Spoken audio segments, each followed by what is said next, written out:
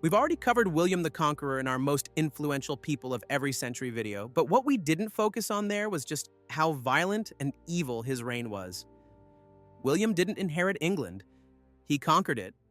In 1066, he crossed from northern France and killed the English king at the Battle of Hastings. From that point on, he ruled England by force. And when parts of the country resisted him, especially in the north, he responded with cruelty. William didn't just fight rebels. He starved and brutalized innocent people as well. His soldiers burned villages to the ground, they killed farm animals, they destroyed food on purpose so people would have nothing to eat. This was done before winter, knowing full well what would happen next. People began starving to death. Entire communities collapsed. Bodies were left in the streets because survivors were too weak to bury them. Rebels weren't just killed. Many were publicly executed, mutilated, or had their land seized, leaving their families homeless as a warning to anyone else thinking of resisting him. This campaign became known as the Harrying of the North and is one of the darkest times in British history. Even medieval writers, men who were used to violence, said William went too far. This wasn't an accident. It was a warning. William wanted everyone to understand that resisting him meant suffering. England was broken into submission, and William ruled it through fear. Alexios I Komnenos was the ruler of the Byzantine Empire based in Constantinople, one of the richest and most powerful states in the medieval world. He didn't just run an empire, he held onto it through fear. Alexios came to power during chaos. The empire was falling apart, enemies were closing in, and rebellion was everywhere. Instead of easing tension, Alexios responded with extreme punishments designed to terrify people into obedience. One of his favorite methods was blinding. Rebels, political rivals, and suspected traitors weren't always killed. They were permanently maimed. Eyes were burned or cut out so they could never rule, fight, or threaten him again. Some victims were blinded in public so everyone could see what happened to those who stepped out of line. Alexios also used collective punishment. Entire families could be punished for the actions of one person. Property was seized. Titles were stripped. People were ruined overnight, not because they rebelled, but because Alexios wanted control. This wasn't random cruelty. It was calculated. Alexios believed fear kept the empire together. And it worked. But only by turning violence into government policy. He didn't just rule Byzantium. He broke people to keep it alive. Genghis Khan was the founder and ruler of the Mongol Empire, the largest land empire the world has ever seen. He didn't build it with diplomacy, he built it through terror on an industrial scale. Genghis rose from nothing on the Mongolian steppe and took control by force. Once he became ruler, his message was simple: submit or be destroyed. Cities that surrendered were spared. Cities that resisted were wiped out. When Mongol armies attacked, they didn't just defeat soldiers, they slaughtered and raped entire populations. Men, women, and children were killed to make sure no rebellion was possible. Survivors were often forced to watch before being executed themselves. In some cities, every single person was killed. Genghis also used fear as a weapon. He ordered mass executions in public, spread rumors about unstoppable Mongol brutality, and made examples out of anyone who resisted him. Sometimes only a handful of people were left alive just to tell others what happened. This wasn't mindless violence, it was strategy. Genghis believed terror saved time and lives later by forcing quick surrender. It worked. His empire spread across Asia and into Europe, leaving entire regions permanently scarred. He didn't just conquer land, he destroyed societies to keep control. Tamerlane, also known as Timur, was a conqueror from Central Asia who built his empire through pure terror. He wasn't trying to govern peacefully, he ruled by making sure people were too frightened to resist. Timur claimed to be restoring the Mongol Empire, but his campaigns were even more brutal. When his armies arrived, cities were given a choice: surrender instantly or be destroyed. If they resisted, the punishment was total. After capturing cities, Timur ordered mass executions of civilians. Not just soldiers. Men were killed in huge numbers. Survivors were often forced to watch. In some places, he ordered the construction of towers made from human skulls, stacked high outside city walls as a warning to anyone else thinking of fighting back. Sexual violence and enslavement were also common. Women and children were taken as slaves, families were torn apart, and entire populations were displaced or wiped out. Cities that had taken centuries to build were left empty in days. This wasn't chaos, it was policy. Timur believed fear was the fastest way to rule. His empire expanded quickly, but it was built on mass death. He didn't leave stable governments behind him. He left ruins, graves, and silence. Vlad the Impaler was the ruler of Wallachia, a small region in Eastern Europe, modern-day Romania. He didn't rule through popularity or laws, he ruled through terror. Vlad took control in the mid-1400s, surrounded by powerful enemies, including the Ottoman Empire. Instead of compromise, he chose fear. His message was simple: obey completely or die horribly. Vlad's preferred punishment was impalement. Victims were stabbed through the body with long wooden stakes and left alive for hours or even days. Men, women, criminals, rebels, and enemies were all treated the same way. Sometimes entire groups were impaled at once and left outside cities so everyone could see what happened to those who crossed him. He didn't just punish enemies. Innocent civilians were killed as well. Beggars were burned alive. Merchants accused of cheating were impaled. Entire villages could be wiped out as a warning.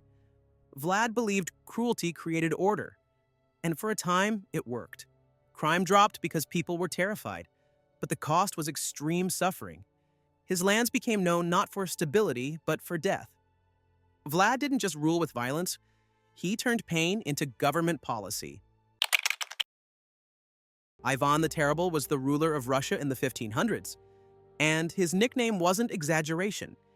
He didn't just govern the country, he terrorized it. Ivan became ruler as a child and grew up surrounded by violence and betrayal. When he finally took full control, he ruled with paranoia and rage. Anyone he suspected of disloyalty became a target: nobles, priests, soldiers, even his own family. Ivan created a private force called the Oprichniki. They dressed in black, rode through towns, and answered only to him.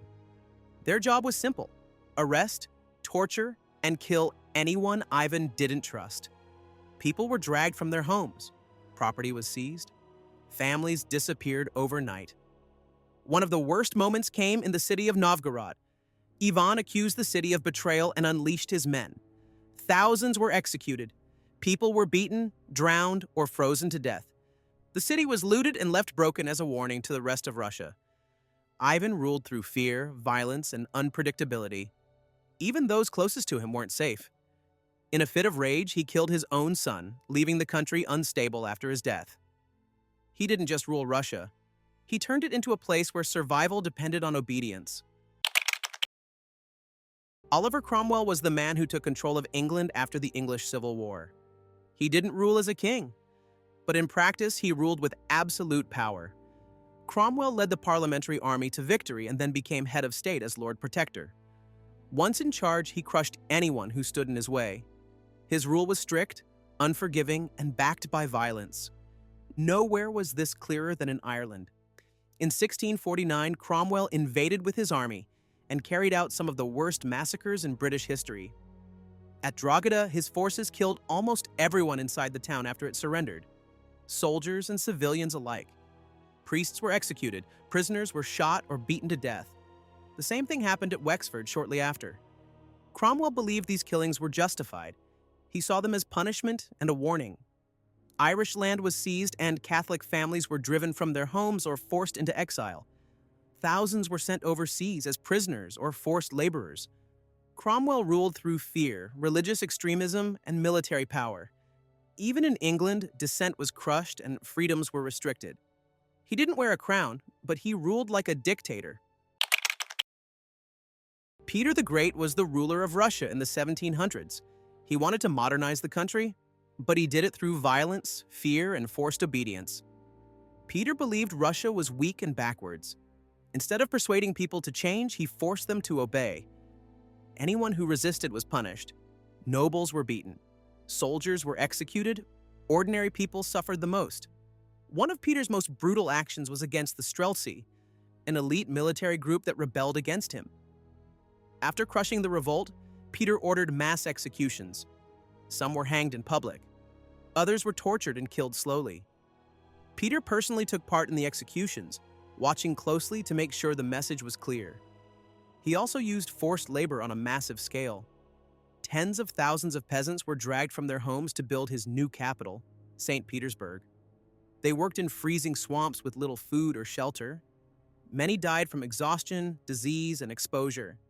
Their bodies were often buried directly into the foundations of the city. Peter ruled with fear and control. Russia did become more powerful under him, but the cost was enormous. Progress was built on suffering, and obedience was enforced with violence. Leopold II was the King of Belgium, but his worst crimes didn't happen in Europe. They happened thousands of miles away in Central Africa, in a place he personally owned called the Congo Free State. Leopold never ruled the Congo in person. He ruled it for profit. His goal was simple: extract as much rubber and ivory as possible, no matter how many people suffered or died. To do this, Leopold created a brutal system of forced labor. Congolese men were forced to meet impossible rubber quotas. If they failed, they were beaten, mutilated, or killed. Soldiers were ordered to cut off hands to prove bullets hadn't been wasted. Entire villages were punished if quotas weren't met. Women and children were often taken hostage to force men to work faster. Families were torn apart. People were starved, whipped, and executed as examples. This wasn't lawlessness, it was policy. Millions died from violence, starvation, exhaustion, and disease during Leopold's rule. Entire regions were emptied. The population collapsed. Leopold grew rich while the Congo was destroyed. He presented himself as a civilizer, but his rule was one of the most brutal systems of exploitation in modern history. This wasn't neglect. It was organized cruelty for profit. Adolf Hitler was the leader of Nazi Germany and one of the most destructive figures in human history. He didn't just rule a country, he turned an entire state into a killing machine. We could have chosen Joseph Stalin, Mao Zedong, or Pol Pot, but we went with Hitler because his crimes are the most widely recognized and documented worldwide. Hitler took control of Germany in the 1930s by exploiting fear, anger, and economic collapse. Once in power, he removed all opposition. Political enemies were arrested, beaten, or killed. Free speech ended. The law became whatever Hitler said it was. His ideology was built on hatred. Jews, disabled people, Roma, Slavs, and anyone he considered undesirable were targeted. People were rounded up, stripped of their rights, and sent to camps. Millions were worked to death, starved, shot, or murdered in gas chambers. Families were destroyed. Children were killed simply for existing. Hitler also dragged the world into war. His invasion of Europe caused tens of millions of deaths, soldiers and civilians alike. Cities were bombed. Entire populations were displaced. Violence became normal. This wasn't chaos. It was organized. The killings were planned, recorded, and carried out by the state itself. Hitler didn't just allow mass murder. He ordered it. The damage he caused reshaped the world and left scars that still exist today.